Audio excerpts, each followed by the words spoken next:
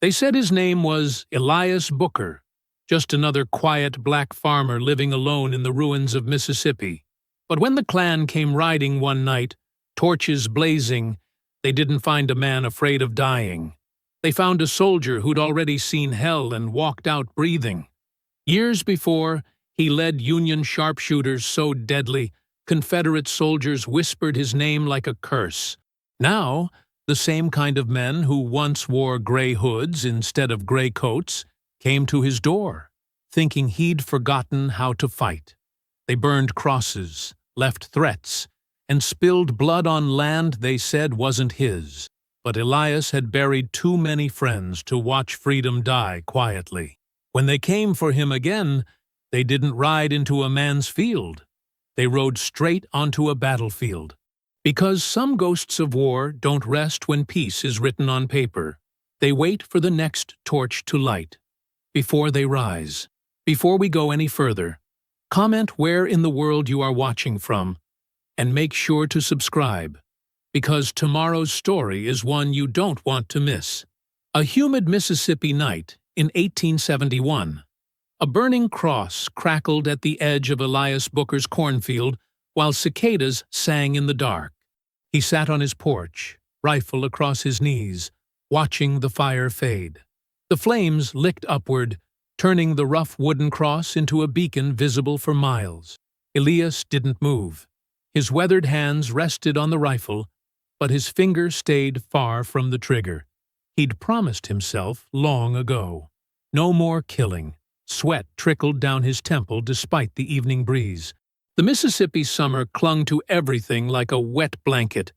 But it wasn't the heat making his shirt stick to his back. It was the memory the fire stirred, of other fires, other nights, other men burning what wasn't theirs to burn. Elias shifted slightly, his chair creaking beneath him. 6 years since the war had ended, yet peace felt further away than ever. The fire was halfway burned now, the bottom of the cross blackening while the top still blazed defiantly against the dark sky. Just a warning, he murmured to himself. This time. He knew how warnings worked. First came fire, then came blood. He'd seen it too many times since freedom came. Freedom with teeth and claws that bit at freed people trying to stand up. The cicadas fell silent for a moment, and in that silence, Elias heard it. Horses in the distance, moving away. They'd stayed to watch him see their message. He didn't give them the satisfaction of looking scared. Behind him, his small cabin stood dark. Inside was little worth taking. A bed, a table, some books he'd learned to read during the war. The real treasure was the land itself. 40 acres of good soil that he'd worked until his hands bled. Land that was his, by paper and promise, though both meant less each passing day. Henry Tate's face appeared in his mind. The young teacher had come to Ellis County with dreams bigger than the whole state. "We build our own future now," Henry had told the children in his school. That school stood again after 3 burnings, because Elias had helped raise it each time, hammering boards while Henry taught letters under the oak tree. "Too much hope in that boy," Elias whispered, the words disappearing into the night.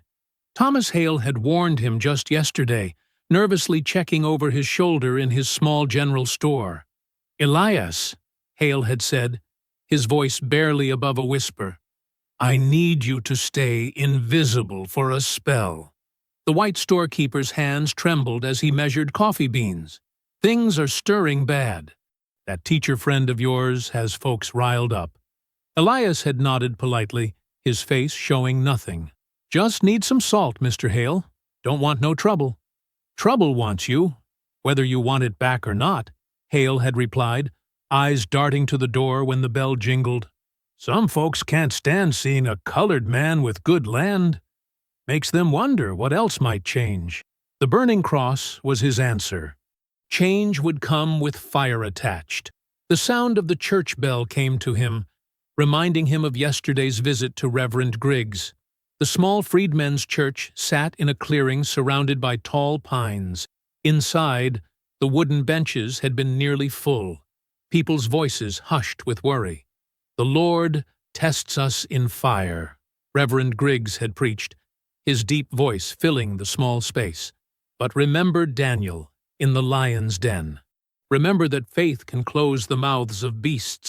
After the service, Elias had lingered, watching Griggs light candles at the altar. "Riders came through Colton County," the Reverend had said without turning. "3 freedmen dead. One was a boy, 14 years old." Elias had stood silent, hat in his hands. "They wore masks," Griggs continued, "white as burial shrouds. I know what Klansmen look like, Reverend." Griggs had turned then, his face lined with exhaustion. "What will you do if they come here, Elias Booker?" "Nothing that needs saying in a church." The memory faded as a burning piece of the cross collapsed, sending sparks flying into the night. The fire was dying now, the message delivered. Elias stood, his knees creaking almost as loud as his chair. At 43, he felt ancient some days. The rifle stayed unloaded in his hands as he looked out over his land. Corn, nearly ready for harvest, swayed in the breeze, acres of it stretching toward the trees that marked his property line. Beyond those trees lay the town of Ellis County, where people locked their doors early these days. He turned to go inside, pausing to look back once more at the smoldering cross. It stood like a promise of things to come. Elias knew he should feel fear, but all he felt was a cold, familiar readiness settling in his bones, the feeling he'd carried through 4 years of war, a soldier's calm before battle. Inside his cabin, he placed the rifle on wooden pegs above the door. The single room was neat and sparse. A table, a chair, a shelf of books, and a bed covered with a quilt his wife had made before fever took her the 2nd year after the war. Elias locked his cabin door, the bolt sliding into place with a heavy thud. "No more battles," he muttered. The wind howled through the corn, carrying faint laughter from unseen riders. Early morning fog clung to the fields like a ghost, turning Elias's cornrows into shadowy waves. The sun was just a promise on the horizon as he hauled another bucket of water to his crops. His shoulders ached from the weight, but the routine comforted him. 1 foot after another, 1 bucket after another. Simple work that asked no questions. The air felt heavy after last night's warning. Elias had slept little, his dreams filled with burning crosses and men in white hoods. Now he worked to push those images away, focusing on the cool water splashing against dry soil. In the distance, a shout broke the morning calm. Then another. The voices carried panic. Elias straightened, water bucket forgotten in his hand. The shouts came from the direction of the old sycamore that marked the crossroads near Henry Tate's small house. Something cold settled in his stomach. He set the bucket down carefully and walked toward his cabin for his hat. No need to rush toward trouble. But the shouts grew more urgent, turning into wails that crawled under his skin. "Lord, have mercy!" A woman's voice, raw with horror. Elias broke into a run. The fog parted as he reached the crossroads. A small crowd of freedmen stood beneath the massive sycamore, faces turned upward in horror. Some women sobbed into their aprons. Men stood with hats in hands, frozen in shock. Then Elias saw what hung from the lowest branch. Henry Tate swung gently in the morning breeze, a rope cutting deep into his neck. His bare feet dangled 6 feet above the ground. His shirt had been torn open, and something had been carved into his chest. His face was barely recognizable, beaten beyond human shape. "Cut him down," Elias said, his voice strange in his own ears. Nobody moved. "Sheriff's coming," someone whispered. Said not to touch nothing. Elias spotted Ruth Ann, Henry's wife, collapsed at the base of the tree. Her hands clawed at the dirt, her screams muffled against the ground. "Cut! Him! Down!" Elias walked forward, reaching for the knife he kept in his boot. A horse approached through the fog. Sheriff Caleb Murchison rode slowly, almost casually, toward the gathering. His star badge caught what little sunlight filtered through the trees. His face showed nothing as he surveyed the scene. "Step back from there, Booker." The sheriff's voice carried the lazy authority of a man used to being obeyed. Here's a crime scene." Elias didn't move. Man deserves dignity. Sheriff Murchison dismounted, spurs jingling as his boots hit dirt. He was a tall man with cold eyes and a face that might have been handsome if not for the cruel set of his mouth. "Dignity?" The sheriff chuckled, looking up at Henry's body. Boy got exactly what he earned, teaching colored children ideas above their station. He glanced at the gathered freedmen. "Let this be a lesson in white justice. Some lines ain't meant to be crossed."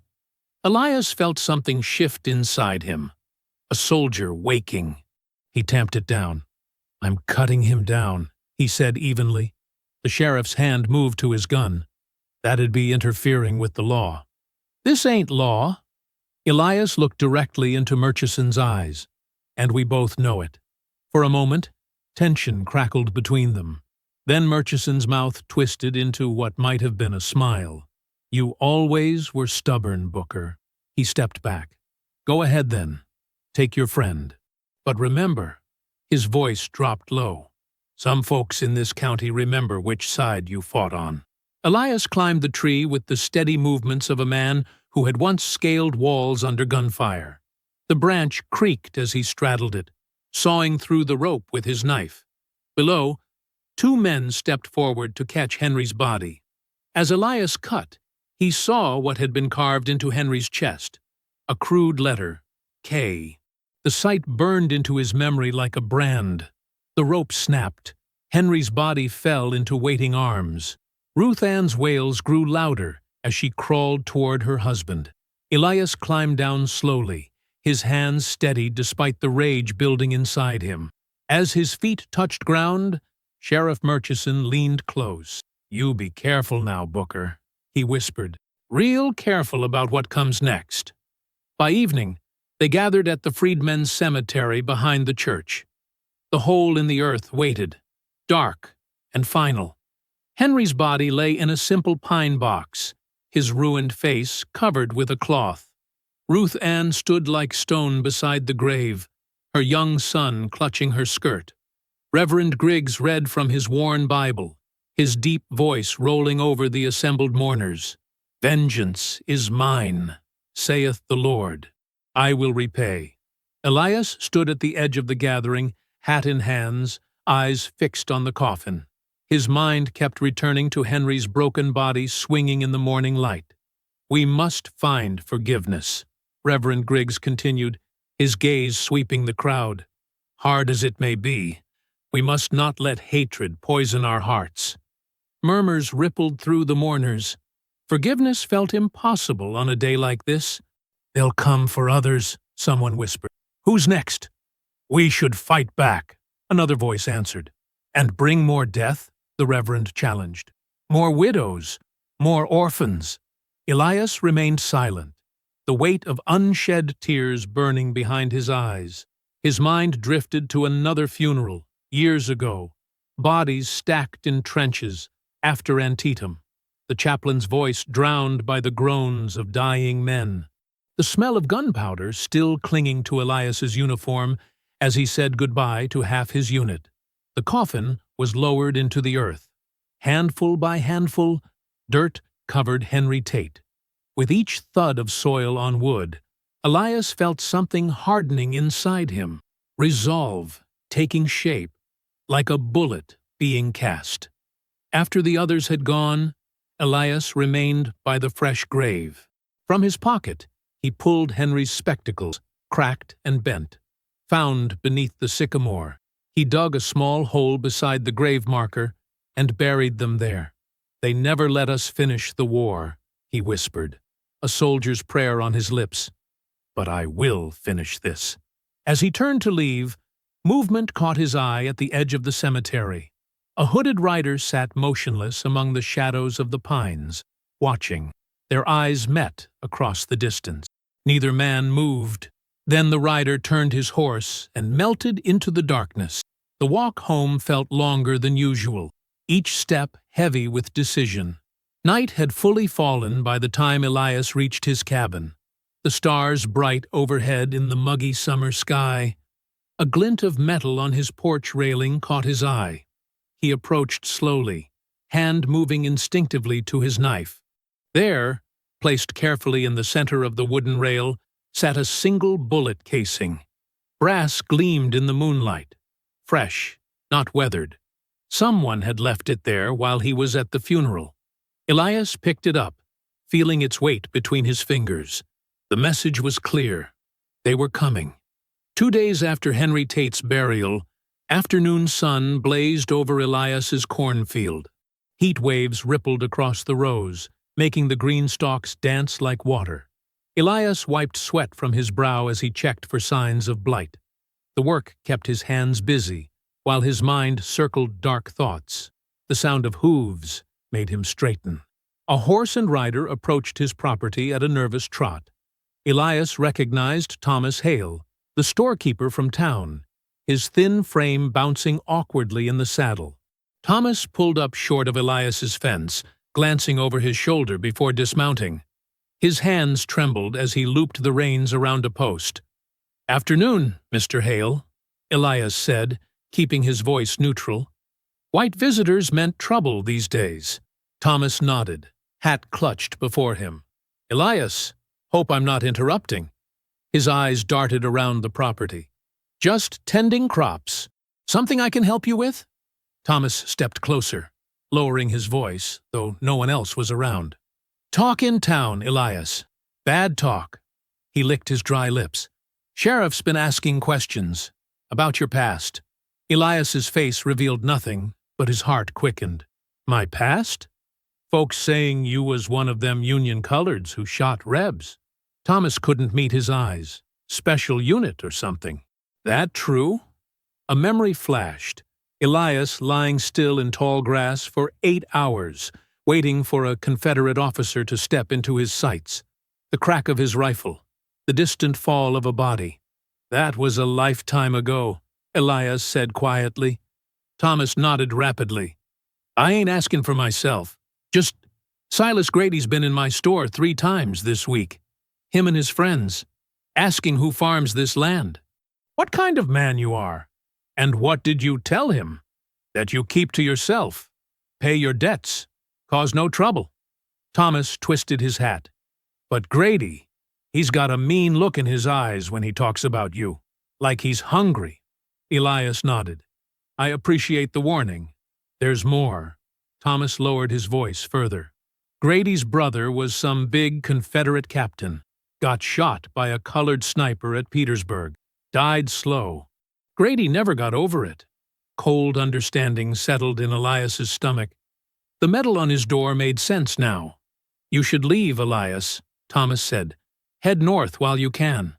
"This is my land," Elias said simply. "Paid for it fair."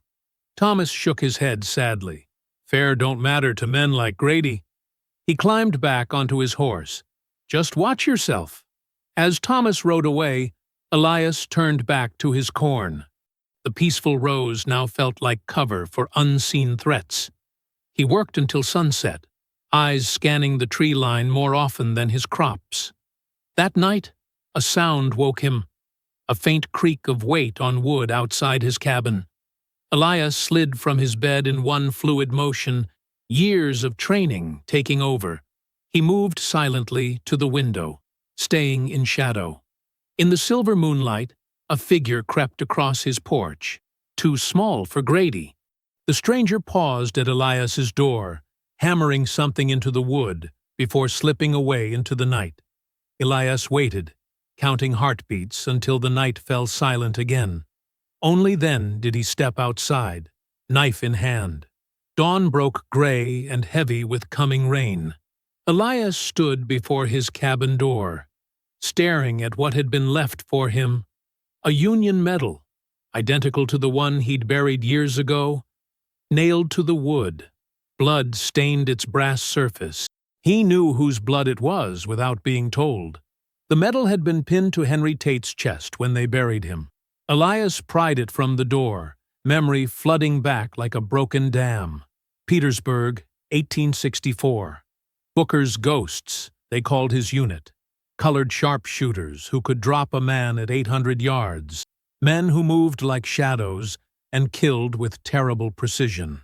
Through his scope, Elias watched a Confederate captain giving orders, gesturing toward Union lines. Captain William Grady, intelligence had named him. Known for burning black prisoners rather than taking them, Elias adjusted for wind, steadied his breathing, squeezed the trigger. The captain fell. Another ghost claimed. The memory faded as Elias clutched the bloodied metal. So this was what it had come to. Old war scores being settled in civilian blood. Later that day, in the back room of the general store, Silas Grady listened as an ex-Confederate scout spoke in excited whispers. "It's him, all right. Recognized him buying nails last month. That's Elias Booker. Led them colored snipers that took out half our officers. They called them Booker's ghosts." Silas Grady's face hardened. He was a handsome man with cruel eyes, his Confederate uniform replaced by a respectable suit that hid nothing of his hatred. "You're certain?" he asked. "Yes, sir. Your brother William was one of their kills. Folks said Booker himself took the shot." Silas nodded slowly. "Then our night ride has purpose beyond keeping these people in their place." He smiled thinly. "It's justice." As evening approached, Elias heard someone approaching his cabin, not trying to hide their presence this time. He waited, rifle close, as a knock came at his door. Ruth Ann Tate stood on his porch, her young son Caleb clutching her skirts. Her eyes were red-rimmed but dry. "They burned our house," she said without greeting. "Said we didn't deserve it now that Henry's gone." Elias said nothing, but his grip tightened on the doorframe. "We got nowhere else," Ruth Ann continued, her voice flat. "The church is watched. Others are scared to take us in." Caleb stared up at Elias with solemn eyes too old for his young face. Elias hesitated. Having them here would make everything more complicated, more dangerous. They'd be caught in whatever was coming for him.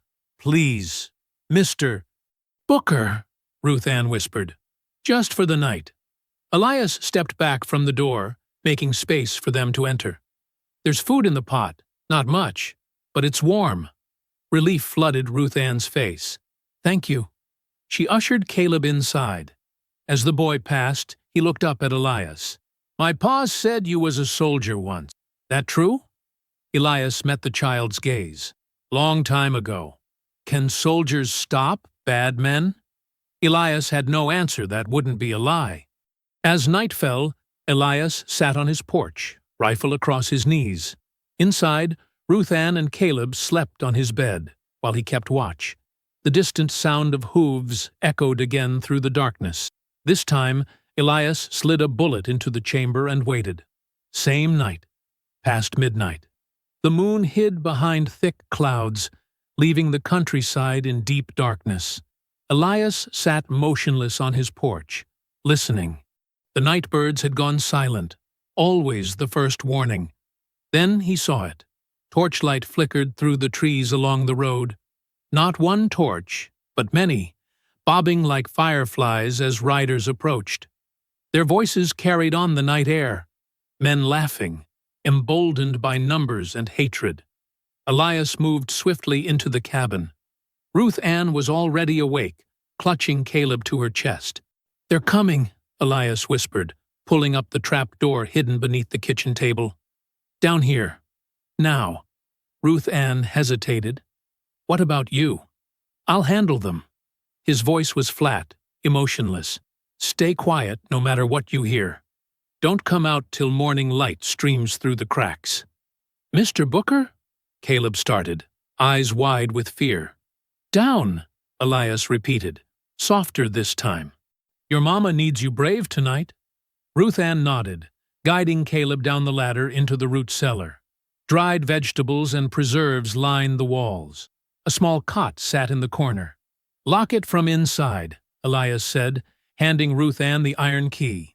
As the trapdoor closed, Elias moved with sudden purpose. From beneath floorboards, he pulled out items that hadn't seen use in years: tripwires, glass bottles, oil, metal spikes hammered through boards. His hands worked with practiced efficiency, muscle memory from another life. Outside, the torches grew closer. 6 riders, white hoods gleaming in the firelight. At their head rode a tall figure, Silas Grady, his hood pushed back to reveal his face, wanting Elias to know who had come for him. "Booker!" Grady's voice boomed across the yard. "Come out and face your judgment!" Elias slipped through the back door, moving like a shadow across his own land. The riders approached his front gate, torches held high, emboldened by darkness and the safety of numbers. "Look at this pitiful shack," one rider laughed. "Thinks he's a real farmer." "After tonight, boys," another called. "This nigger'll be fertilizing his own field." They laughed, passing bottles between them for liquid courage. Grady silenced them with a raised hand. "Remember why we're here. This isn't just any freedman. This is the devil who shot my brother in the back." His voice hardened. "Take him alive if you can. I want him to see the fire coming." The riders pushed through Elias's gate, trampling the wooden sign that marked his property. They didn't notice the thin wire stretched across the path until 3 horses triggered it simultaneously. Glass shattered as hidden bottles of lamp oil broke beneath their hooves. Fire from their torches caught the spill, and flames exploded across the ground. Horses screamed, rearing in panic as fire climbed their legs. "What the—" a rider shouted before his horse threw him directly onto a board of upturned nails. His scream cut through the night. Chaos erupted. Horses bucked and bolted. Men shouted in confusion. From the shadows of his corn, Elias fired once. A rider fell, clutching his chest. The others scattered, looking frantically for their attacker. "There!"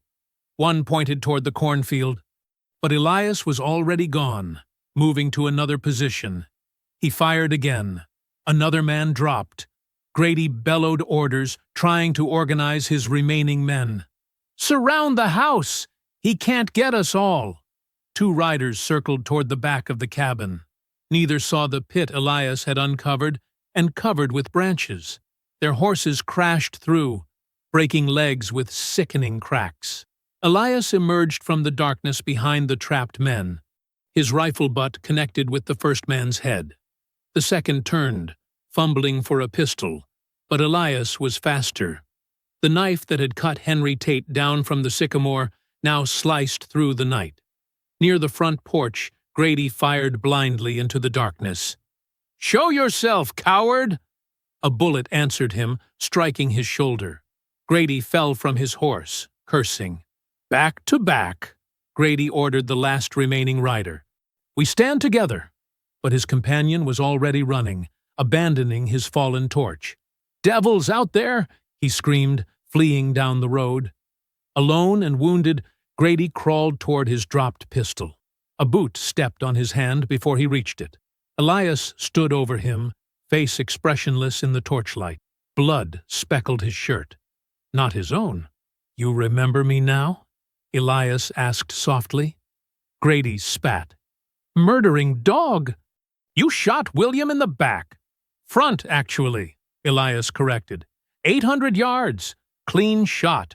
More mercy than he showed those colored boys he burned alive at Richmond. He pressed his rifle barrel to Grady's forehead. "You should have left me be." Fear replaced hatred in Grady's eyes. "You can't kill me. The whole county will hunt you down." Elias stared at him for a long moment. Then he lifted his rifle. "Run. Tell them what happened here. Tell them Booker's ghosts have come back." Grady scrambled backward, clutching his bleeding shoulder. "You ain't human," he muttered, eyes wide with terror. "No man fights like that." "War makes monsters of men," Elias said. "You should have remembered that." Grady limped away, casting fearful glances over his shoulder until he disappeared into the darkness. Dawn broke over a changed landscape. 3 bodies lay where they had fallen. Abandoned torches had burned out. The fence was splintered, and patches of earth still smoldered. The trap door creaked open. Ruth Ann emerged first, then Caleb. They stared at the destruction in horrified silence. "Are they gone?" Ruth Ann finally whispered. Elias nodded, sitting on his porch steps. His face was calm, but his eyes hollow, as if part of him had died during the night. "You killed them," she stated. Not a question. "Some," Elias replied. "Let one go." "Why?" "Fear spreads faster than fire." He looked out at his damaged land. "They'll be back, with more men." Ruth Ann clutched Caleb closer. "We should leave, all of us. Head north." Elias shook his head slowly. "This is my land. Paid for it fair." He looked up at her, something resolute hardening in his expression. "They wanted war. Now they'll have one." The morning sun climbed higher, painting the carnage in harsh light. Smoke drifted lazily from the wrecked fence. Birds returned, singing as if nothing had happened. Elias sat on his porch, methodically sharpening his old Union bayonet against a whetstone. The metal gleamed in the sunrise with each careful stroke. His movements were unhurried, deliberate, a soldier preparing for battle once more. Morning light filtered through a haze of smoke that still hung over Elias's farm. The air smelled of burned wood and something darker that Ruth Ann tried not to think about. 3 shapes lay covered with burlap sacks where they had fallen during the night. The bloodstains beneath them had turned the soil dark and sticky. Caleb helped Ruth Ann dig, his small hands blistering on the shovel handle. They worked silently, the grave growing wider with each scoop of Mississippi clay. "Ain't right to bury men who meant us harm," Ruth Ann muttered, wiping sweat from her brow. "Can't leave them for the buzzards," Elias replied, hammering a broken board back onto his gate. "Land's seen enough blood." The morning sun climbed higher as they worked. Elias repaired what he could, straightening fence posts, gathering scattered tools, clearing the remnants of his traps. His movements were mechanical, practiced. This wasn't the first battlefield he'd cleaned. By noon, the riders were in the ground. No marker, no prayer, just 3 mounds of fresh-turned earth at the edge of the property. "Will they come back?" Caleb asked, his voice small in the heavy quiet. Before Elias could answer, dust rose on the road. A horse and rider approached. "Inside!" Elias ordered, reaching for his rifle. Ruth Ann grabbed Caleb's hand and hurried to the cabin. Elias stood his ground, watching as Sheriff Murchison's familiar figure came into view. The sheriff rode slowly, taking in the scene, the broken fence, the fresh graves, the blood-darkened soil. He stopped at the gate, not crossing onto Elias's property. "Morning, Booker," Murchison called, his tone conversational. "Looks like you had trouble." Elias said nothing, just watched the man, rifle held loose but ready. "Word's spreading about what happened here," the sheriff continued, removing his hat to wipe sweat from his brow. 3 white men dead. That's serious business." "Trespassers," Elias replied simply. "Armed trespassers." Sheriff Murchison nodded, as if considering the point. "That what you're calling it? Self-defense?" He gestured toward the graves. "Those boys have families, Booker. Important families. So did Henry Tate," Elias replied. The sheriff's expression hardened for a moment before settling back into false sympathy. "Now, I understand your feelings on that matter. Truly do. But that was different." "How so?" "You know how things are." Murchison looked around the farm again, his eyes lingering on the cabin where Ruth Ann watched from the window. "I suppose I could write this up as self-defense, this time, but the law may not save you twice." The threat hung in the air between them. "That all, Sheriff?" Elias asked. Murchison replaced his hat. "Silas Grady survived your little ambush. He's mighty upset about his friends." He turned his horse to leave. "I'd watch the horizon if I were you, Booker. Next time won't be just 6 riders." As the sheriff disappeared down the road, Thomas Hale's wagon appeared from the opposite direction. The storekeeper looked even more nervous than usual. glancing over his shoulder as he approached. "Shouldn't be here," Elias said when Thomas pulled up. "Had to warn you," Thomas replied, voice low. "Town's buzzing like a kicked beehive. They're saying you murdered those men in cold blood." "That the truth?" Elias asked. Thomas looked away. "Doesn't matter what I believe. Silas Grady sent telegrams to Biloxi and Jackson, calling in every white man with a gun and a grudge." He leaned closer. "You need to run, Elias. Tonight." After Thomas left, Ruth Ann confronted Elias in the yard. "He's right," she insisted. "We should go north. My cousin in Ohio would take us in." Elias shook his head, sorting through tools in his shed. "This is my land." "Land won't do you good when you're hanging from a tree," Ruth Ann argued. "Think about Caleb. They'll hurt him too." "I know." Elias paused, a shadow crossing his face. "That's why you two should go. First light tomorrow." "What about you?" "I've got business to finish." Ruth Ann studied him. "What did you do to that man?" "Silas. Why's he hate you so personal?" Elias was quiet so long that Ruth Ann thought he wouldn't answer. Finally, he spoke, his voice distant. "During the war, I commanded colored sharpshooters. We picked off Confederate officers." He looked at his hands. "One day, outside Petersburg, I shot a captain through the chest at 800 yards. Found out later it was William Grady, Silas's older brother." "So this is revenge," Ruth Ann whispered. "Always is," Elias replied. "War never ended for some folks, just changed battlefields." As afternoon faded into evening, Elias began transforming his property.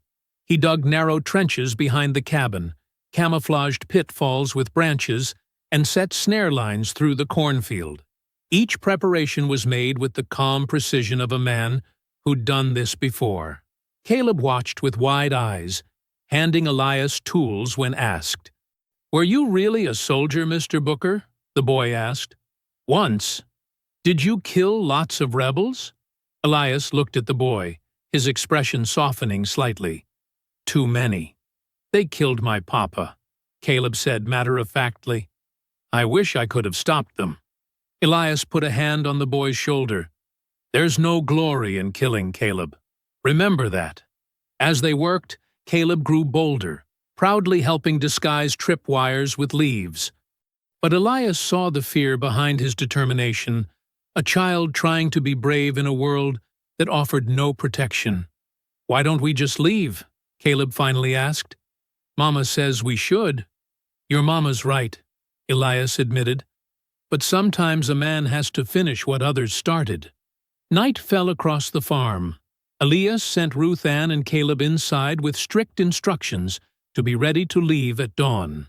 Then he walked alone to the old oak tree at the edge of his property, the same tree where Henry Tate had been hanged. The rope was gone, but Elias could still see the mark on the branch where it had been tied. Fireflies blinked in the darkness around him, their light reflecting in his tired eyes like distant embers. "I tried to live quiet," he whispered to the empty night.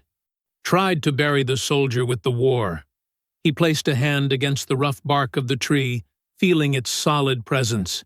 "I'll end it here," he promised the darkness, his voice barely audible above the chirping crickets.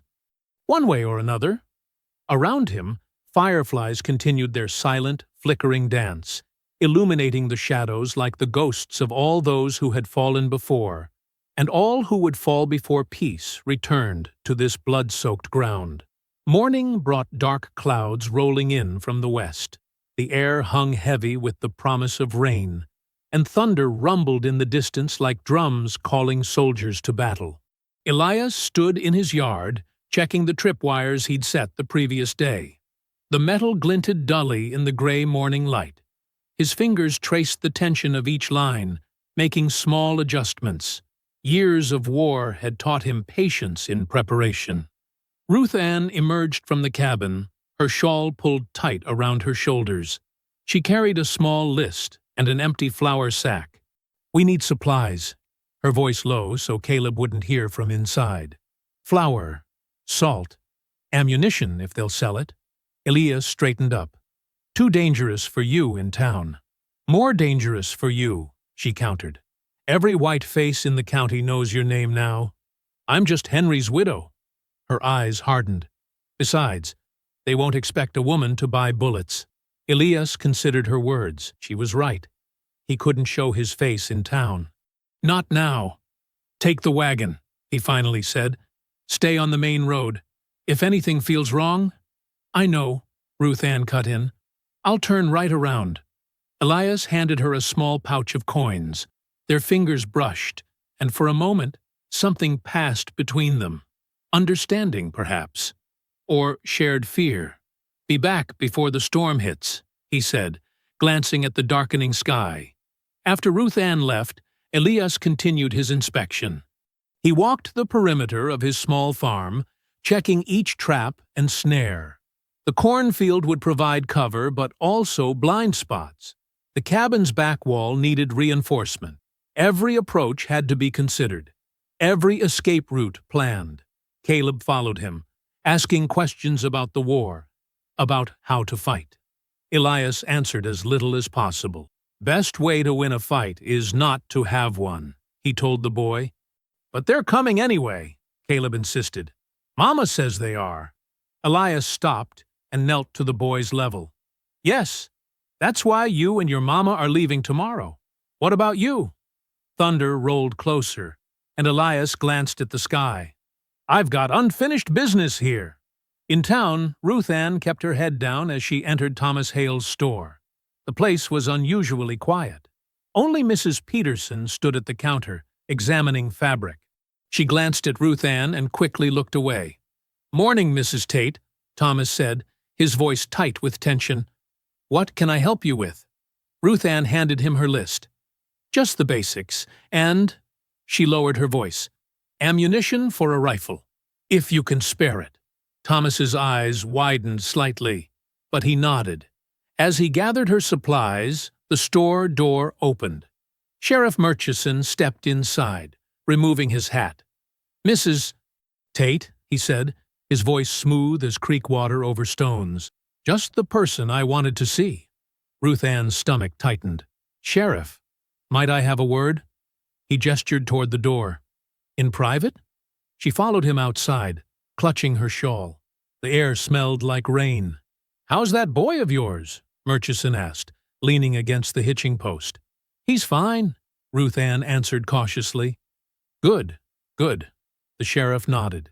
Terrible business, all this. Henry was a good man. Didn't deserve what happened. Ruth Ann said nothing, waiting for whatever came next. Mrs. Tate, I'll be direct. You're staying with Booker, and that puts you and your boy in danger. His voice dropped lower. Silas Grady isn't stopping until he gets what he wants, no matter who else gets hurt. Fear crept up Ruth Ann's spine like cold fingers. What do you want from me? Information, Murchison said simply. What's Booker planning? How's he set up his defenses? Give me something I can use to end this peacefully. Peacefully? Ruth Ann couldn't keep the disbelief from her voice. I can protect you and your boy, Murchison continued. Get you north to family. But I need to know what we're walking into. Ruth Ann's thoughts raced. Could she trust this man? The same sheriff who'd called Henry's murder white justice? But then she thought of Caleb, his small hands digging graves yesterday, his eyes wide with fear at night. He's dug trenches behind the cabin, she found herself saying, set traps in the cornfield, tripwires all around. The words tumbled out faster now. He sleeps light, keeps his rifle loaded. Murchison nodded, satisfaction in his eyes. You're doing the right thing, Mrs. Tate. For your boy. You promise we'll be safe? She pressed. You'll get us north? My word, as an officer of the law, he replied, placing his hand over his heart. The thunder rolled closer as Ruth Ann collected her supplies and climbed back into the wagon. Her hands trembled on the reins. The weight of what she'd done pressed down on her chest like a stone. As she drove away, she didn't see Sheriff Murchison cross the street and enter the barber shop where Silas Grady waited, bandaged but alert. Well, Silas asked, his voice rough with pain. Got it all, Murchison replied. Every trap, every defense. The woman sang like a bird. Rain began to fall as Ruth Ann drove back to Elias's farm. By the time she arrived, her clothes were soaked, and her face was streaked with tears that mixed with raindrops. Elias helped her down from the wagon, noting her red-rimmed eyes. "Storm catch you?" he asked. Ruth Ann nodded, unable to meet his gaze. "Just the rain." They unloaded the supplies in silence. Ruth Ann's hands shook as she put away the flour. Elias watched her, his expression unreadable. "You all right?" he asked finally. "Fine," she whispered. "Just tired." That night, the storm unleashed its full fury. Rain hammered the cabin roof while lightning split the sky. Caleb huddled close to his mother, jumping at each thunderclap. Elias sat by the window, rifle across his knees, watching the rain turn his yard to mud. As the others slept, Elias dozed fitfully in his chair. His dreams carried him back to Petersburg, to trenches filled with muddy water and the smell of gunpowder. Men around him fell, blood mixing with rain. His commander's voice echoed through the chaos. "Hold the line, Booker! Hold the line!"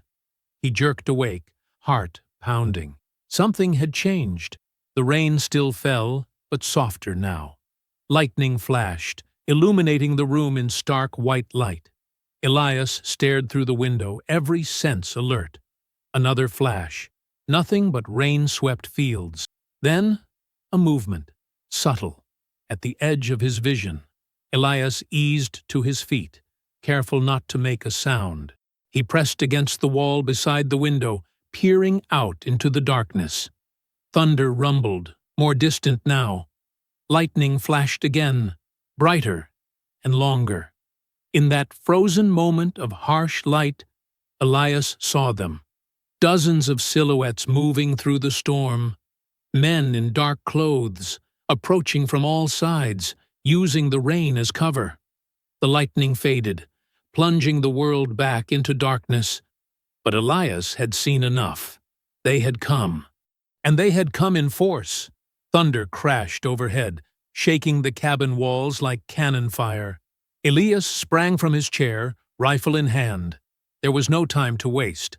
"Ruth Ann," he whispered urgently, shaking her shoulder. "Wake up, now!" She startled awake, confusion clouding her eyes for only a moment before fear replaced it. "They're here! Everywhere!" Elias confirmed, already moving to rouse Caleb.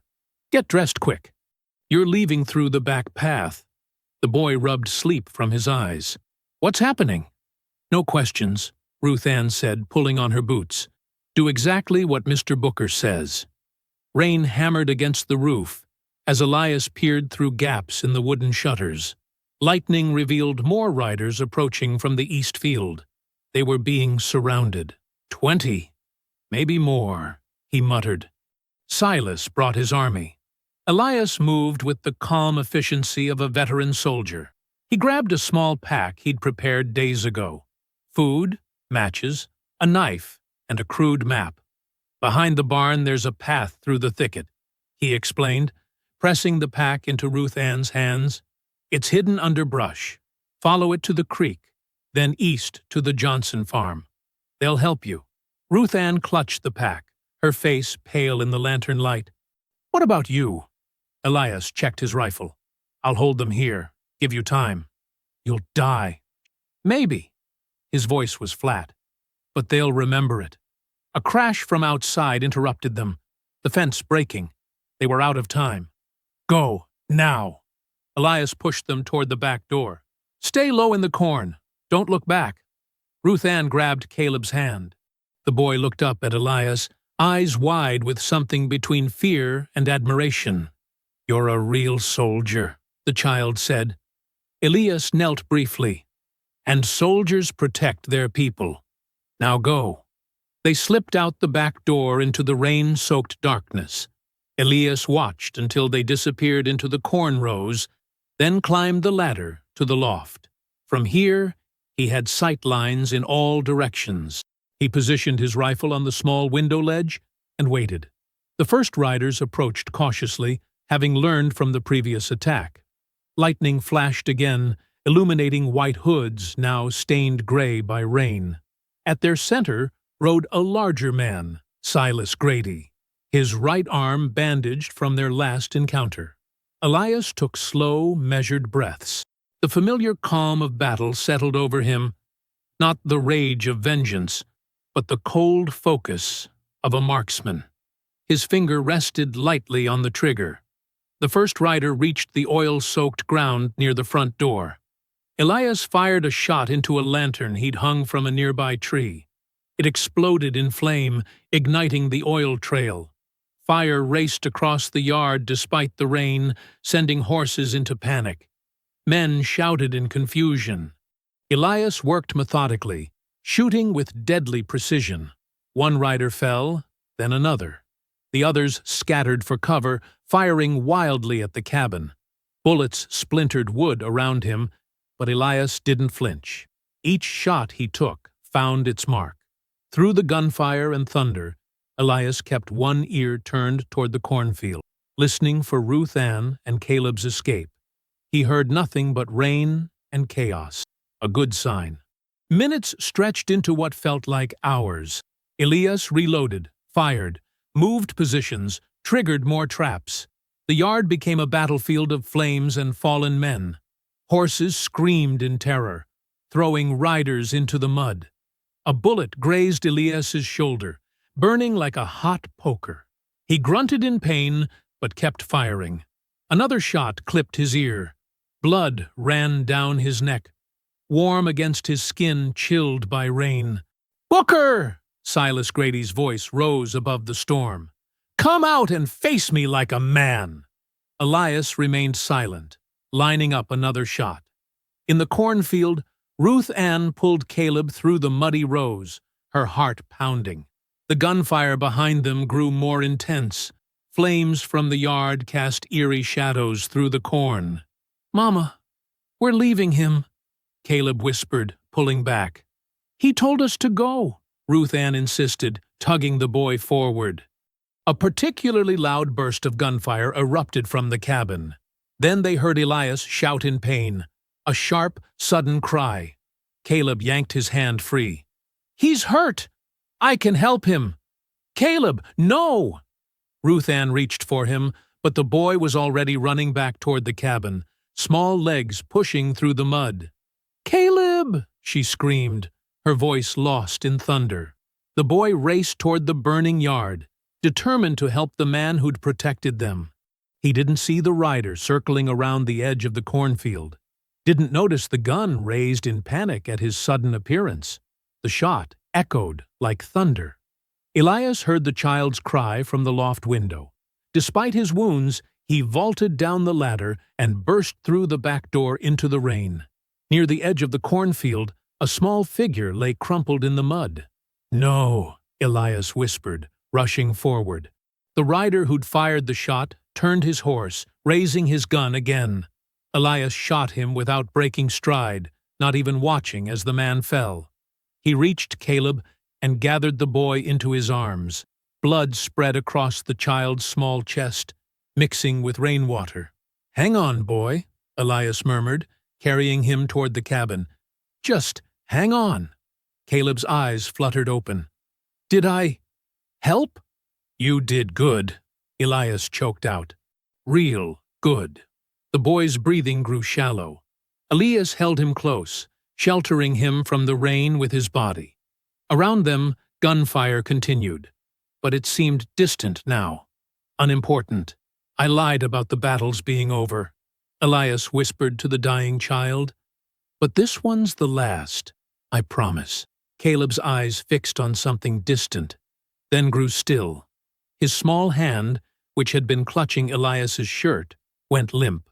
Something broke inside Elias then, something beyond grief or rage. A cold, terrible purpose filled him. He gently laid Caleb's body in the shelter of the porch and turned toward the remaining riders. What followed was not a battle, but a slaughter. Elias moved through rain and darkness like a vengeful spirit. He no longer sought cover or protection. Each shot found its target with terrible precision. Men fell trying to flee. Others begged for mercy and received none. By dawn, the rain had stopped. The yard was silent, except for the occasional groan of a dying man. Silas Grady had escaped, but most of his men lay dead or wounded. Elias stood in the center of destruction, his clothes soaked with rain and blood. When Ruth Ann emerged from the woods, her face crumpled at the sight of her son's body on the porch. Her wail of grief cut deeper than any bullet. Elias watched, hollow-eyed, as she gathered her child in her arms. Together, they buried Caleb beneath the oak tree, as morning light broke through the clouds. Elias worked mechanically, digging the small grave with steady hands. When it was done, he removed the Union medal from his pocket, the twin of the one left on his door, and placed it gently on the fresh earth. "I'm sorry," he said to Ruth Ann, who knelt sobbing beside the grave. She looked up at him, grief hardening into something else. "Finish it," she whispered. "End them all." Elias nodded once. He returned to the cabin and methodically cleaned his rifle.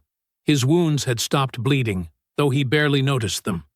"No graves left to dig after tonight," he said, his eyes empty as he loaded fresh rounds. Morning light crept across Elias Booker's land, revealing the aftermath of violence. The rain-soaked fields glistened under the rising sun, an eerie stillness replacing the night's chaos. Bodies had been dragged away by survivors, leaving only dark stains in the mud and broken fence posts as evidence. Ruth Ann knelt beside the fresh mound of earth under the oak tree.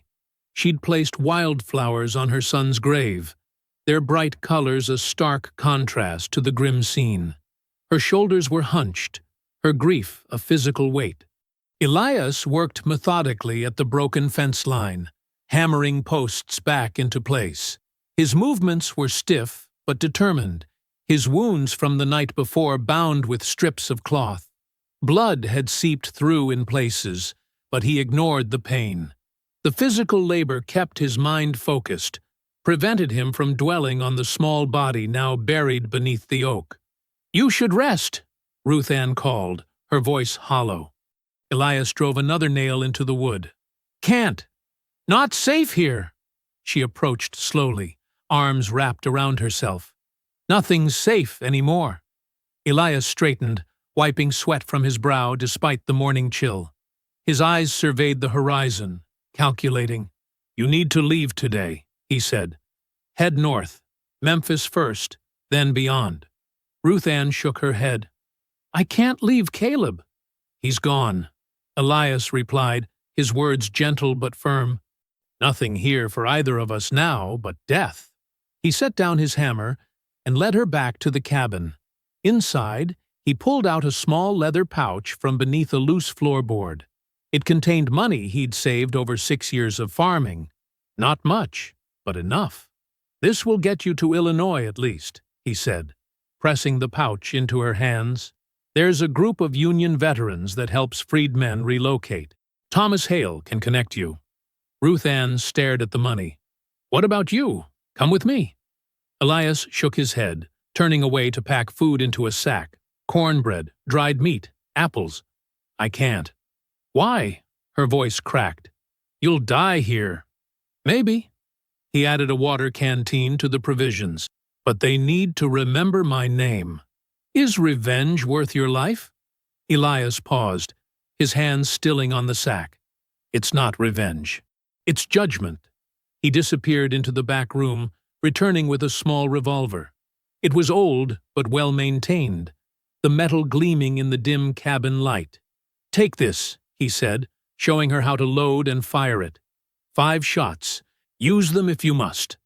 Ruth Ann accepted the weapon with trembling hands. "I've never—" "Pray you don't need to," Elias replied.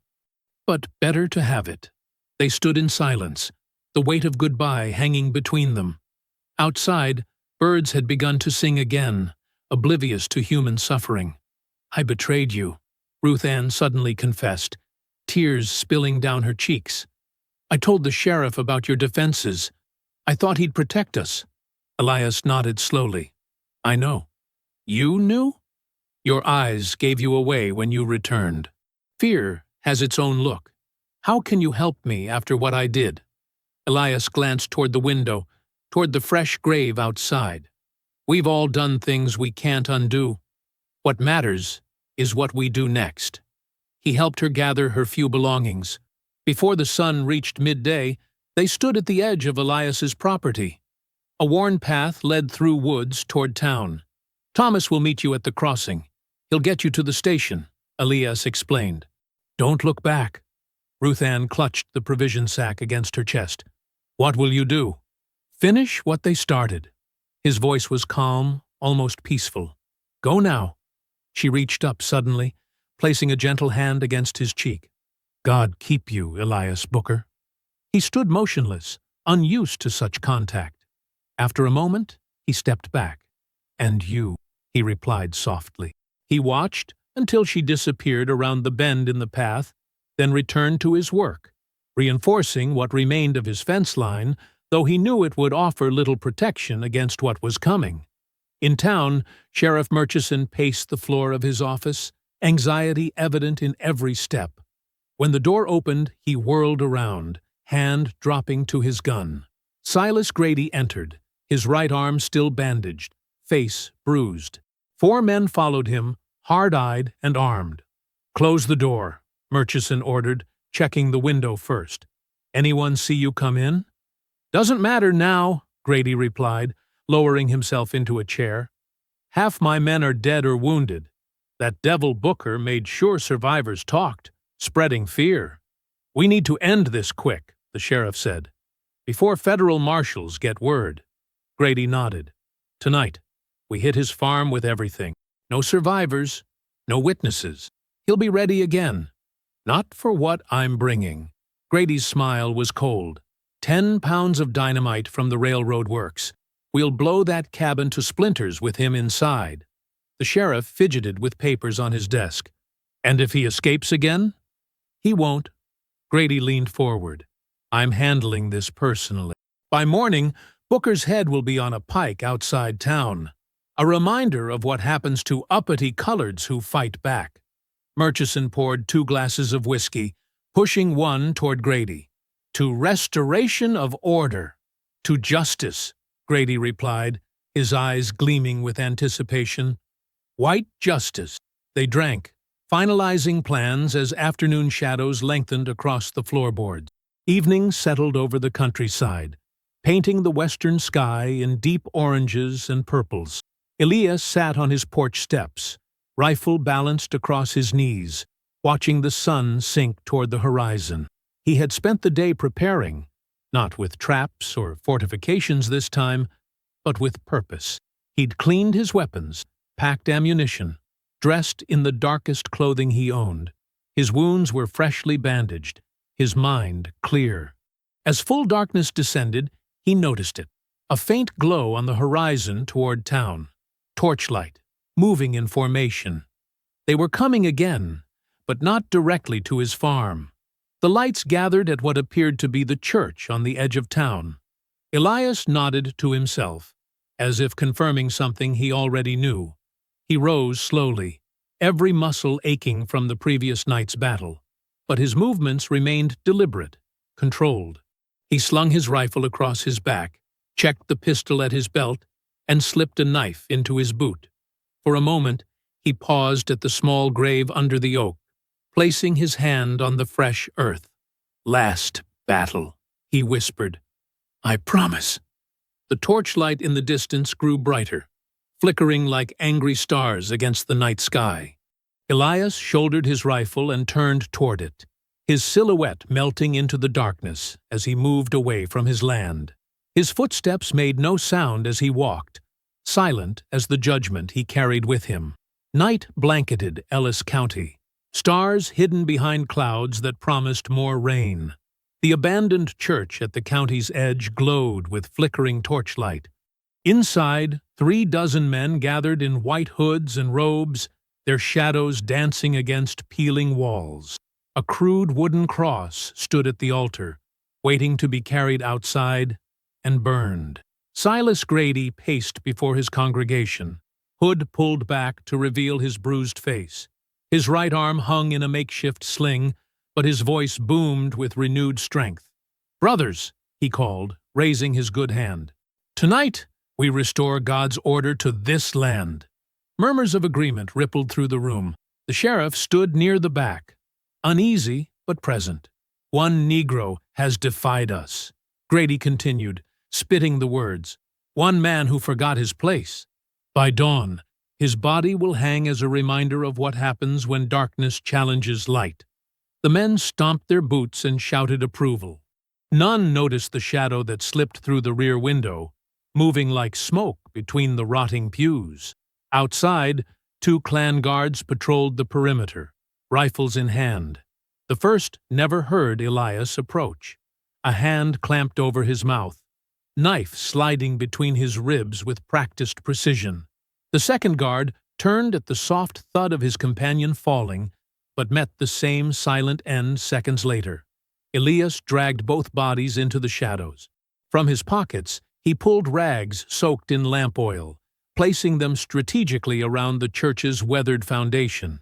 The smell of kerosene blended with the damp night air. Inside, Grady's sermon reached a fever pitch. The Negro thinks himself equal, but God made a natural order, white above black, just as heaven stands above hell. "Amen," the congregation answered. "We are the sword of righteousness. We are—" The church door swung open. Elias Booker stood in the entrance, rifle aimed straight at Grady's chest. Silence fell like a stone. "Evening, gentlemen," Elias said quietly, his voice carrying in the stillness. No one moved. Many hands reached for weapons, but froze when Elias's finger tightened on the trigger. "First man who draws dies," he stated flatly. "Second man, too. How many want to test my aim?" Sheriff Murchison shifted nervously. "Now, Booker, this doesn't need to." "Quiet," Elias commanded, never taking his eyes off Grady. "I came to hear the truth tonight." Grady's face twisted with hatred. "You're dead already, boy. Just don't know it yet." "Maybe," Elias replied, "but not before you confess." He moved down the aisle with measured steps, keeping his distance. The congregation backed away, creating a clear path between him and Grady. "Tell them," Elias said. "Tell them what you did to Henry Tate." Grady laughed. "I hung a troublemaker. Tell them how you cut him while he was still alive. Tell them how you let the youngest boys take turns with the knife." Murmurs circulated through the room. Some men looked away. "Tell them how you burned school books written for freed children. Tell them how you murdered a boy, not 10 years old last night." "That boy died in your fight," Grady shouted. "Because you brought war to my door." Elias's voice remained deadly calm. "Tell them why, Silas. Tell them it's because I killed your brother William at Cold Harbor." A few gasps escaped from beneath white hoods. Grady's face contorted. "My brother was a soldier," he hissed. "You were a slave with a gun." "I was a sergeant in the Union Army," Elias corrected. "Your brother died fair. The people you've killed didn't." Elias took another step forward. "You're no soldier, Silas. You're no Christian either. Just a coward who needs masks and darkness." Grady lunged forward suddenly, pulling a hidden pistol from his sling. Elias fired in the same instant. The bullet struck Grady's shoulder, spinning him backward. The church erupted in chaos. Men scrambled for weapons, shouting and toppling pews. Elias fired twice more, hitting 2 Klansmen who raised guns toward him. The others hesitated, caught between attacking and fleeing. "Outside!" Elias commanded, gesturing with his rifle. "All of you, now!" The congregation moved reluctantly toward the doors. Elias grabbed Grady by his good arm, dragging him along. Outside, the night air filled with frightened voices. The Klansmen gathered in an uncertain circle, some still reaching for hidden weapons. "Stay still," Elias warned, pressing his rifle barrel against Grady's temple. "Or I finish what your brother started." Murchison pushed to the front. "Booker, This ends badly for you. You can't kill us all. Not trying to, Elias replied. Just him.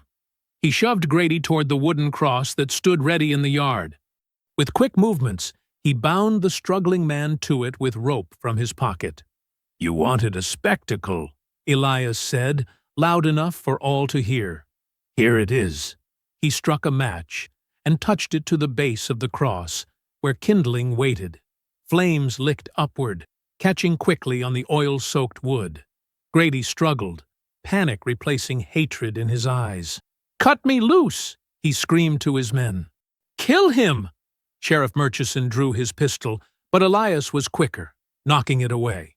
"I'm sparing you," Elias told him quietly, "not out of mercy. You'll carry my story farther than fire ever could." The sheriff stepped back, face pale beneath the moonlight. Grady's screams grew desperate as flames climbed higher. Some clansmen rushed forward to help, but retreated from the heat. "Remember this," Elias called to them all.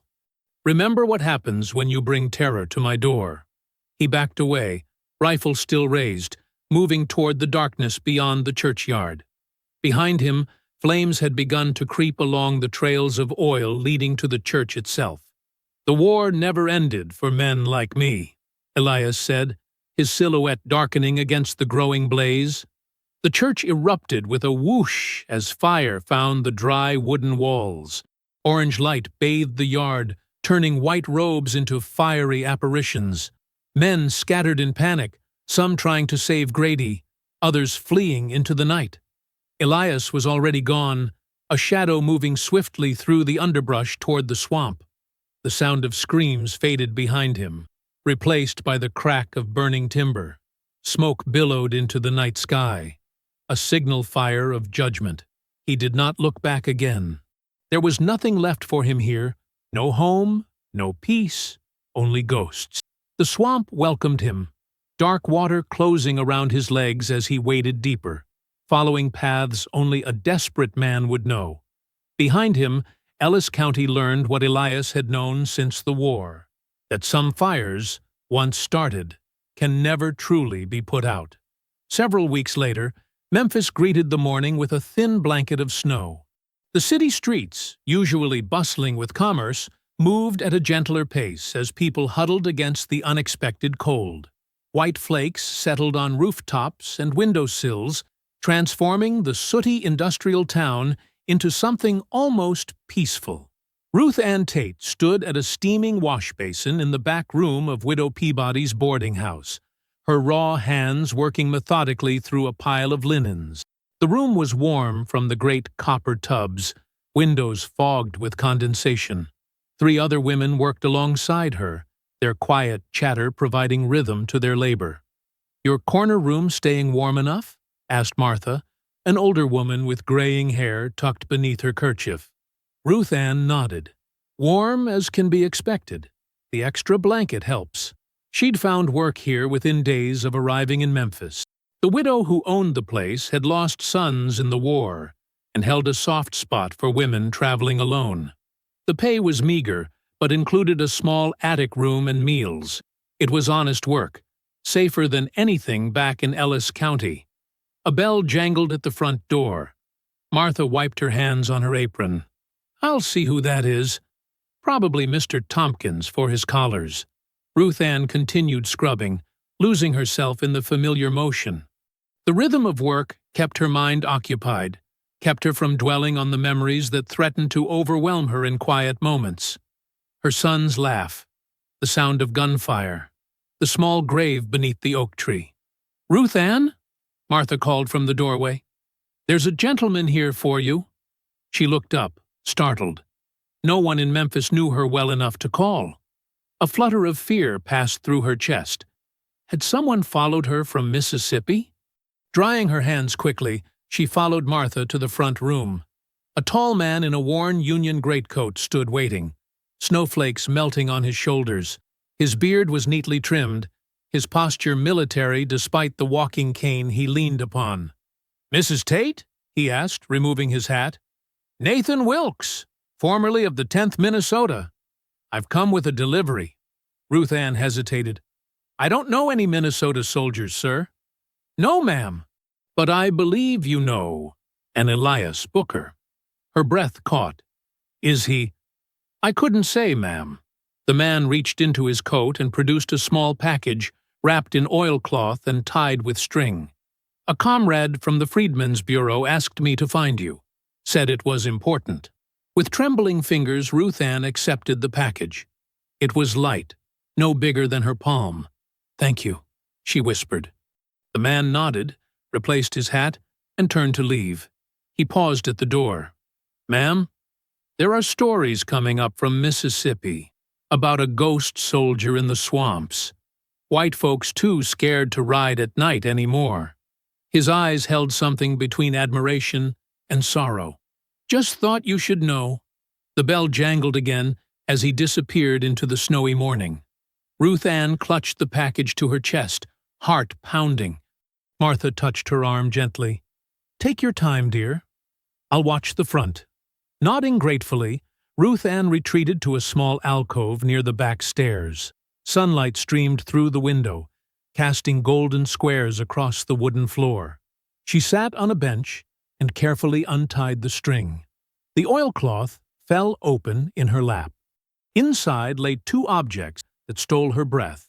Her son, Caleb's locket, a simple brass oval containing a curl of his baby hair, and beside it, Elias's Union medal, polished to a high shine. A folded slip of paper nestled beneath them. Ruth Ann unfolded it with shaking hands. The handwriting was precise and small. Freedom costs blood. I only gave back what was owed. Tears blurred her vision. She traced her finger over the medal's surface, remembering Elias's face the night he'd told her about his war years, the weight he carried, the ghosts that followed him. The locket had been around Caleb's neck when he died. She'd left it there when they buried him, unable to bear taking it back. Now it returned to her like a piece of her son's soul coming home. She pinned both items to her blouse, right above her heart. The metal felt cool against her skin, a reminder both painful and comforting. They had paid such terrible prices. Her husband Henry, her son Caleb, and Elias too, though in a different way. Through the window she watched snowflakes drift lazily to the ground. In this quiet northern city, the war seemed like a distant nightmare. But in places like Ellis County, it continued in midnight fires and hanging trees. Did you find peace, Elias? She whispered to the empty room. Or just more ghosts? Down in the industrial district, she could hear factory whistles calling workers to their shifts. Life continuing, moving forward. Perhaps someday she would too. 200 miles south, deep in the Mississippi marsh, Elias Booker sat against the trunk of a massive cypress. Morning mist rose from the dark water surrounding his makeshift camp. His beard had grown wild, his clothes stained with mud and smoke. He watched the sun struggle through fog and branches, casting dappled light across the water. Birds called from unseen perches. Frogs answered with throaty replies. The swamp lived and breathed around him, indifferent to the affairs of men. He'd been moving for weeks, never staying in one place long enough to leave tracks. The swamp provided food and shelter if you knew its secrets. It also provided safety. Few white men would venture into these depths, especially now. The stories had started almost immediately. Booker's ghost, they called him. A vengeful spirit hunting those who rode at night with torches and hatred. Some claimed he could turn invisible. Others said bullets passed through him like mist. Elias had encouraged the tales. Twice he'd visited small settlements of freed families, warning them of raids before disappearing again. Once he'd left a clan hood nailed to a courthouse door, the inside marked with red handprints. Fear was a weapon, too, he'd learned, sometimes more powerful than bullets. But this morning, watching light filter through trees older than the nation itself, Elias felt a strange calm settle over him. The burning anger that had driven him through so many nights had finally quieted to embers. "War's done," he murmured, his voice rough from disuse. "Let them remember." He didn't know where he would go next. Maybe north, though not to Memphis, where Ruth Ann might be found. Perhaps west to the territories where a man's past mattered less than his ability to work. Somewhere he could farm again, feel soil between his fingers instead of gunpowder. He closed his eyes, listening to the swamp's morning symphony. For the first time in years, the faces of the men he'd killed, both in war and after, didn't appear when his eyelids fell shut. Instead, he saw cornfields ripening in summer sun, a porch where someone might sit watching evening settle over peaceful land. Someday, perhaps. Not yet. The sun climbed higher, burning away the mist. Its rays found the small clearing where Elias sat, warming his tired bones. Light caught on something metal, half buried in his pack. The edge of a tin-type photograph showing a younger version of himself in uniform, standing straight and proud beside fellow soldiers of the 8th Regiment. Men who had believed freedom was worth fighting for. Men who had been right. I hope you found that story powerful. Leave a like on the video and subscribe so that you do not miss out on the next one. I have handpicked 2 stories for you that are even more powerful. Have a great day.